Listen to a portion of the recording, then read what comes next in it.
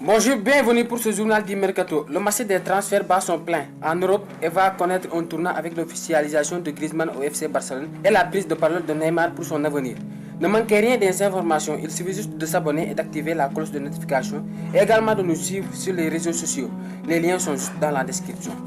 Après avoir insté les arrivées de Neto en provenance de Valence pour 26 millions d'euros hors bonus et de la pépite néerlandaise de l'Ajax Amsterdam, Frenkie de Jong, chipé au nez et à la barre du PSG pour 75 millions d'euros, le Barça a encore réussi un gros coup en s'offrant Antoine Griezmann pour 120 millions d'euros, montant de sa clause libératoire. Le champion du monde 2018 signe un contrat de 5 ans et sa clause libératoire est fixée à 800 millions d'euros et il sera présenté ce dimanche. Courtisé depuis quelques semaines, c'est maintenant officiel. L'Olympique Lyonnais a officialisé l'arrivée de Joachim Andersen ce vendredi. Le défenseur central international danois de 23 ans arrive en provenance de la Sampdoria. Le montant du transfert s'élève à 30 millions d'euros, bonus compris.